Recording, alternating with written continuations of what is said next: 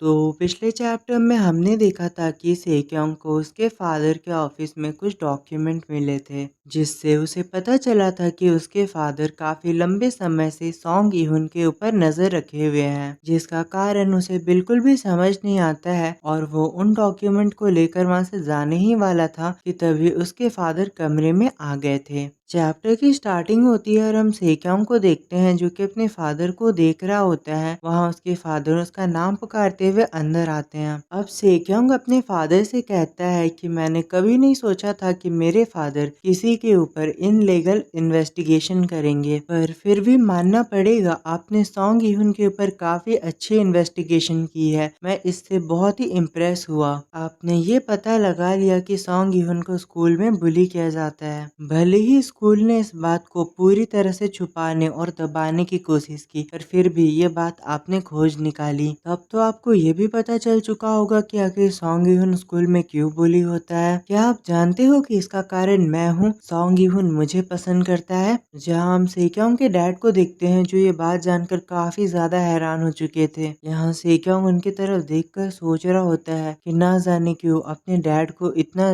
डरा हुआ पाकर मुझे काफी अच्छा लग रहा है। अब हम सेक्योंग को देखते हैं जो कि गुस्सा होने लगता है और कहता है, फादर मैं आज तक सब कुछ सहता आया हूँ। भले ही आपने मेरे बारे में कितनी घटिया बातें सोची या मुझे कितनी बुरी तरह से ट्रीट किया, मैं सब कुछ सहता आया क्योंकि मैं काफी अच्छे से जानता हूँ कि मैं नॉर्मल नहीं हूँ। यहाँ सेक्योंग के डैड बस चुपचाप उसकी बातों को सुन रहे होते हैं। फिर सेक्योंग कहता है, इस पूरी दुनिया के लिए हमें काफी हैप्पी फैमिली है, पर असलियत में तो ये सब कुछ एक ढोंग है, एक छलावा है। मेरे पेरेंट्स को मुझ पर एक पैसे का ट्रस्ट नहीं है। वो लोग मुझे किसी प्रॉब्लम की तरह ट्रीट करते हैं। मेरे पेरेंट्स लोगों को हायर करते हैं कि वो मुझ पर नजर रख सके, और ये सब केवल एक छोटी सी गलती के लिए। पर उस गलती के बाद मैंने हमेशा ही खुद को ब्लेम किया हर एक चीज के लिए, बिकॉज मैं जानता हूँ कि मैं काफी अजीब हूँ, मैं बहुत ही बुरा हूँ, इसीलिए मेरे पेरेंट्स को हमेशा मुझ पर नजर रखनी पड़ती है। और फिर सेक्योंग अपने फादर से कहता है कि आखिर आप क्या चाहते हो कि मैं क्या करूं? आप जो भी कहोगे मैं वो करने के लिए तैयार हूं, पर आप सॉन्ग इहुन को अकेला छोड़ दो। आप लोग बस मुझे अपने कंट्रोल में रखना चाहते हो ना? आप चाहते हो कि मैं आपकी सारी बातें मानूं, तो मैं वो सब कुछ करने के लिए तैयार हूं, पर आप बस मेरी एक रिक्वेस्ट को मान लीजिए और सॉन्ग इहुन का पीछा छोड़ दीजिए, क्योंकि उसके पीछे पड़ने का कोई फायदा नहीं है। फिर सेक्योंग सॉन्ग इहुन को याद करते हुए सोचने लगता है कि वो काफी अजीब तरह से बिहेव करता है। वो ऐसी बातें करता है कि मानो एक पलक झपकते ही वो गायब हो जाएगा। पर मुझे चिंता होती है उस नकली सॉन्ग इहुन की, कि कहीं वो किसी बड़ी मुसीबत में ना फंस जाए, या फिर वो बिना कोई सबूत छोड़े पूरी तरह से गायब हो जाए। और सेक्योंग अपने फादर से कह रहा होता है कि आपको सॉन्ग इहुन का पीछा छोड़ देना चाहिए। यहाँ सेक्योंग केवल अपने फादर की तरफ देख रहा था और उसके डैड भी उसकी तरफ देख रहे होते हैं। फिर सेक्योंग गुस्से में अपने फादर से कहता है, क्या आपको लगता है कि मैं एक बार फिर से मर्डर कर दूंगा, या आप इस बात से डरते हो कि मैं एक बार फिर से किसी का खून कर दूंगा? जिससे हमें पता चलता है कि पास्ट में जो इंसिडेंट हुआ था सेक्योंग के साथ, उसमें शायद सेक्योंग के हाथों किसी की जान चली गई थी। अब सेक्योंग चिल्ला कर कहता है कि मैंने उसे नहीं मारा है, और ये बात मैं आपको लाखों बार बता चुका हूँ कि मैंने उसे नहीं मारा है। वो मेरे धक्का देने के कारण सीढ़ियों से नहीं गिरी थी। पुलिस की इन्वेस्टिगेशन भी यही कहती है। पर तभी अचानक से सेक्योंग के डैड तुरंत ही उसके पास आ जाते हैं और उसके हाथों को काफी जोर से पकड़ लेते हैं और कहते हैं कि दोबारा कभी इस बारे में बिल्कुल बात करने की कोशिश मत करना। तुम कभी भी किसी को इस बारे में पता चलने नहीं दे सकते। और फिर वो सेक्योंग के सामने एक काफी बड़ा राज खोलते हैं। फिर सेक्योंग के डैड कहते हैं कि क्या कभी तुमने इस बारे में नहीं सोचा कि आखिर पुलिस की रिपोर्ट इतना तुम्हारे फेवर में क्यों थी?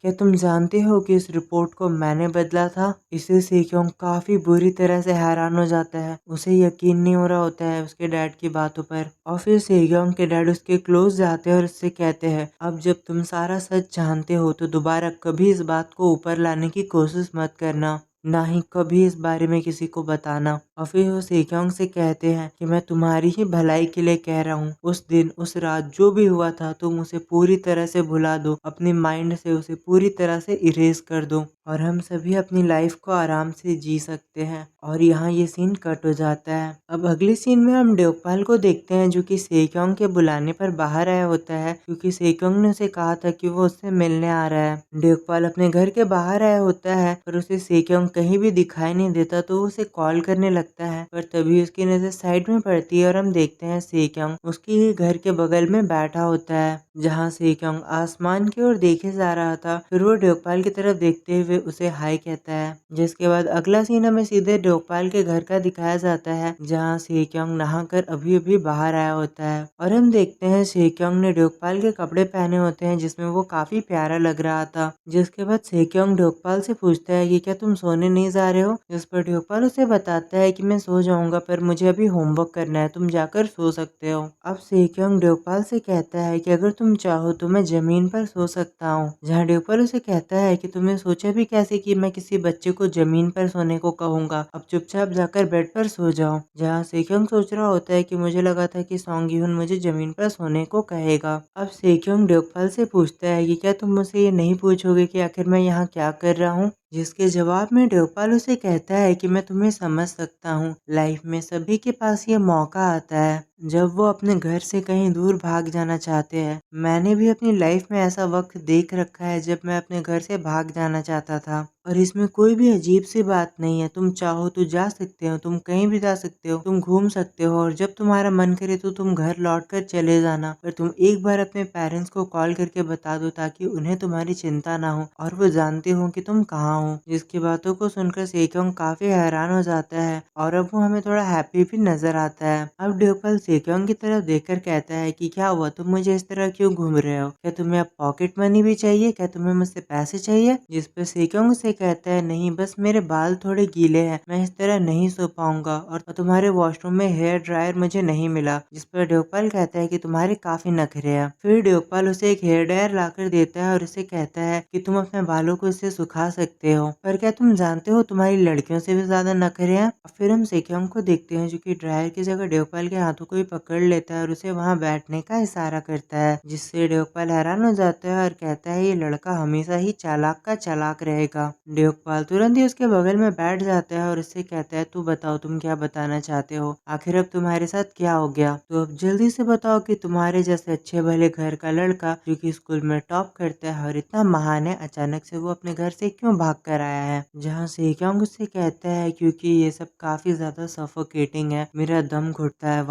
वहाँ मुझ पर काफी प्रेशर है और मैं ढंग से सांस भी नहीं ले पाता हूँ। मुझे वहाँ हमेशा लगता है कि कोई मेरा गला दबाए हुए है, मैं वहाँ केवल घुटन महसूस करता हूँ। और ड्योकपाल केवल चुपचाप उसकी बातों को सुन रहा होता है और फिर वो सीन वहीं पे कट हो जाता है। अगला सीन हमें सुबह का दिखाया जाता है, जहाँ ड्योकपाल सेक्योंग को उठा रहा होता है। वो सेक्योंग को उठने को कहता है और सेक्योंग भी अब उठ रहा होता है। सेक्योंग ड्योकपाल से पूछता है कि तुम सुबह इतनी जल्दी क्यों उठ गए, और अभी तो सुबह के सिर्फ 5 बजे है, तुम मुझे इतनी जल्दी क्यों उठा रहे हो। जिस पर ड्योकपाल उसे कहता है कि जल्दी से कपड़े पहनो, हम बाहर जा रहे हैं। सेक्योंग उससे पूछता है इतनी सुबह सुबह हम कहाँ जा रहे हैं। जिस पर ड्योकपाल उससे कहता है तुम्ही ने तो कहा था कि तुम्हारा दम घुटता है, तो मुझे लगता है कि तुम्हें एक ही जगह रहने के बजाय थोड़ा घूमना फिरना चाहिए। और फिर वो सेक्योंग से कहता है तुम मेरे साथ रहने के लिए आए हो तो मैं इस तरह तुम्हारा पूरा वीकेंड तो बर्बाद नहीं कर सकता ना, ये काफी बुरा होगा कि हम कहीं घूमने ना गए। और फिर ड्योकपाल उसे सोल से गांगनाम की टिकट दिखाता है और कहता है कि हम गांगनाम घूमने जा रहे हैं। फिर अगले सीन में हम उन्हें बस स्टॉप पर देखते हैं। वो लोग अपनी डेस्टिनेशन में जाने के लिए बस लेने वाले थे। यहाँ ड्योकपाल तो उसे कहता है बस में बैठकर कि मैं तो सोने जा रहा हूँ, जब हम वहाँ पहुँच जाए तो तुम मुझे उठा देना। और फिर सेक्योंग देखता है कि ड्योकपाल तुरंत ही सो चुका होता है,